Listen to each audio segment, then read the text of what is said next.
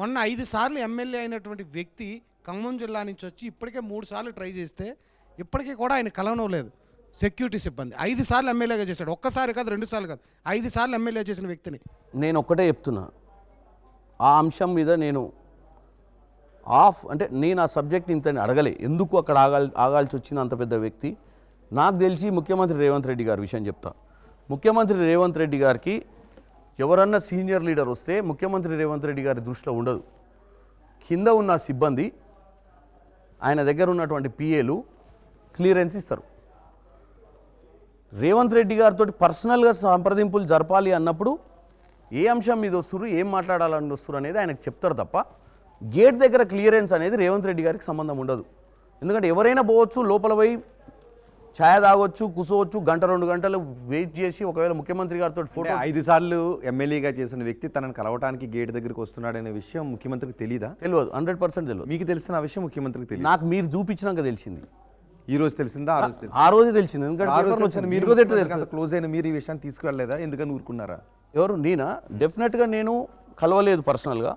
ఈ మధ్య కాలంలో ముఖ్యమంత్రి గారు నాకున్న అవగాహన, అంటే నేను వాస్తవం చెప్పాలి కాబట్టి నాకున్న అవగాహనలో ఒక 5 times ఒక ఎమ్మెల్యేను, సీనియర్ మోస్ట్ ఎమ్మెల్యే, కమ్యూనిస్ట్ పార్టీకి సంబంధించినటువంటి లెఫ్ట్ ఐడియాలజీ ఉన్న ఎమ్మెల్యే అక్కడికి వచ్చినప్పుడు వాళ్ళు ఏదో ప్రజా సమస్యల మీద ముఖ్యమంత్రి ఎప్పుడు కూడా క్లియరెన్స్ ఇవ్వడని నేను అనుకోవట్లేదు. కిరణ్ కుమార్ రెడ్డి గారు, రాష్ట్రంలో ఏం జరుగుతుందో ముఖ్యమంత్రి టేబుల్ మీద ఉండే పరిస్థితుల్లో ముఖ్యమంత్రి ఇంటి గేటు ముందు ఏం జరుగుతుందో ముఖ్యమంత్రికి తెలియదు, రైట్? ముఖ్యమంత్రి ఇంటి దగ్గరికి ఎవరు వచ్చిర్రో కిందున్న సిబ్బంది ప్రాపర్గా కమ్యూనికేట్ చేయకుండా ముఖ్యమంత్రి బదనామవుతాడు. దీంట్లో నేనేమి తప్పు పడతలేదు. కానీ ముఖ్యమంత్రి అనే వ్యక్తి, ఇంతమందిని రోజు కలిసే ముఖ్యమంత్రి, ఆ ఒక్క మనిషి విషయంలో కలవకపోవడానికి కారణాలు ఉండవు అంటున్నా. మిస్కమ్యూనికేషన్ అయి ఉంటుందని చెప్తున్నాను మీకు.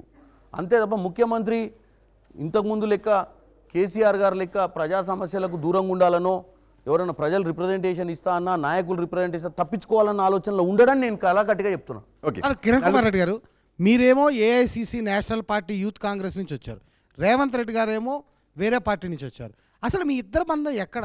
అంతలాగా చామల కిరణ్ కుమార్ రెడ్డిని ఒక సొంత మనిషిలాగా రేవంత్ రెడ్డి చూస్తున్నారంటే ఇద్దరికి బంధం ఎక్కడో దగ్గర ఏర్పడి ఉంటుంది కదా. అంత ఫెవికాల్ బంధం మీ ఇద్దరికి ఎక్కడ ఏర్పడింది? నేనేమంటున్నా అండి, ఆయన కాంగ్రెస్ పార్టీలో జాయిన్ అయిన తర్వాత నాకు పరిచయం.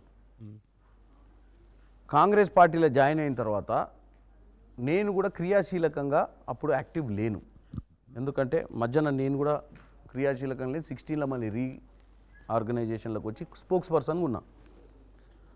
మీరైనా రేవంత్ రెడ్డి గారు ఇంట్లో ఎవరైనా రేవంత్ రెడ్డి గారితో సమయం స్పెండ్ చేస్తే సమయస్ఫూర్తి, సెన్స్ ఆఫ్ హ్యూమర్ వే మాట్లాడటము, కూర్చున్నప్పుడు ఒక అట్మాస్ఫియర్ క్రియేట్ అక్కడ, ఒక healthy atmosphere, talking atmosphere. So నేను ఆయనకు రాజకీయంగా కనెక్ట్ కాలే. మా ఇద్దరి మధ్యన మాట్లాడుకునేటప్పుడు ఆయనకు కూడా ఏదైనా సందర్భంలో మాట్లాడినప్పుడు ఆ డిస్కషన్లో మాకు కనెక్షన్ బాగా పెరిగింది. ప్లస్ ఆయన కొంచెం ఫోకస్ ఉన్న లీడర్.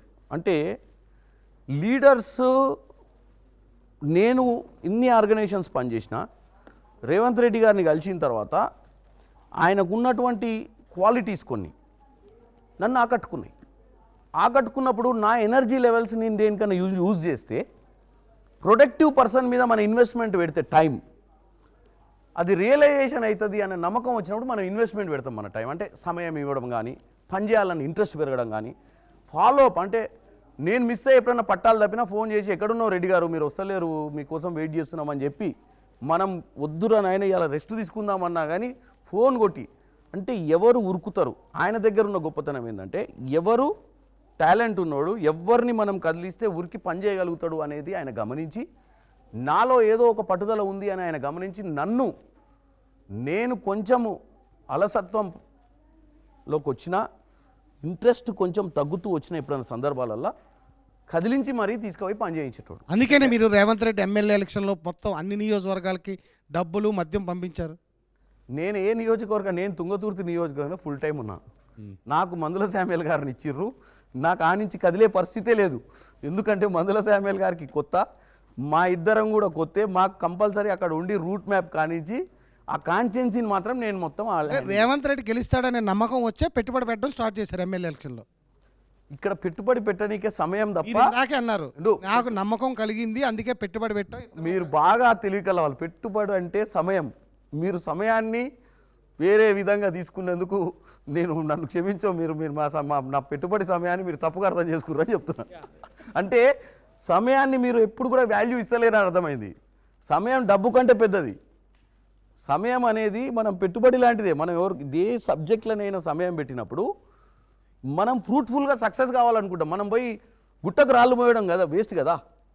రాళ్ళు గుట్ట నుంచి కిందికి తెచ్చుకుంటే ఇల్లు కట్టుకోవచ్చు. మేము కూడా కాంగ్రెస్ బీటే చూసామండి కిరణ్ కుమార్ రెడ్డి గారు.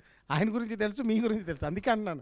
నా గురించి తెలిస్తే మీరు సమయం ఇస్తాడా పైసలు ఇస్తాడా అని తెలిసి ఉండాలి. ప్రపంచంలో ఏ మూల ఏ క్షణం ఏం జరుగుతుందో వేగంగా తెలుసుకోవడానికి తొలి వెలుగు వాట్సాప్ ఛానల్ని ఫాలో చేయండి.